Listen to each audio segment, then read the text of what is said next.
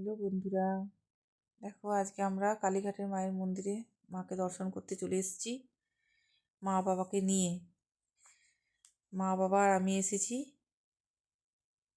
প্রচুর ভিড় বন্ধুরা, ফোনটা একটু বের করে তবু একটু ভিডিও করেছিলাম তোমাদেরকে দেখানোর জন্য। প্রচুর ভিড়, আর এখানে সিস্টেমও খুব বাজে। মায়ের মূর্তি তো দর্শন করাতে তোমাদের পারলাম না, কারণ ওইটুকু জায়গার মধ্যে ওখানে ওইভাবে ভিডিও করা যাচ্ছে না, প্রচুর ঠেলাঠেলি করছে। এই বাইরে বেরিয়ে একটুখানি মন্দিরটা তোমাদের দেখালাম।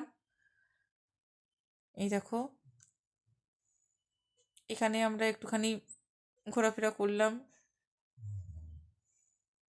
ভেতরে যা মানে ঠেলাঠেলি করছে, আজ প্রচণ্ড ভিড়, আজ রবিবার। আর ডিসেম্বর জানুয়ারি মাসে এমনিতে প্রচুর ভিড় হয়, আর এখানে সিস্টেমও একদম ভালো না।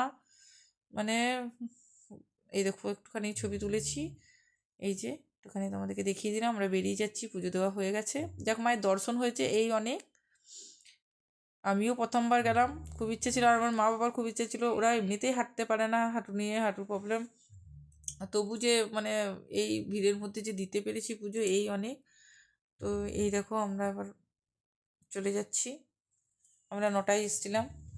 শনি মঙ্গলবারে এমনিতেই তো কালী মায়ের মন্দির মানে ভিড় হয়, আর এখন তো তোমার মানে ডিসেম্বর মাসে রবিবারটাও প্রচুর ভিড় হয়, ডিসেম্বর জানুয়ারি মাসে। তো যাক, এই দিন ছাড়া আমাদের উপায় ছিল না, কারণ সোমবার মানে অন্য দিনগুলো হবে না, ওর বাবার কাছে মেয়েকে রেখে যেতে হবে।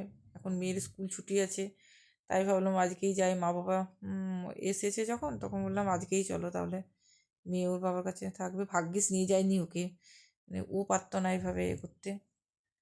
ওই যাক, এই যে দেখো, যাই হোক মায়ের দর্শন হয়েছে, এই আমাদের কাছে অনেক। ঠিক আছে, বাই বন্ধুরা।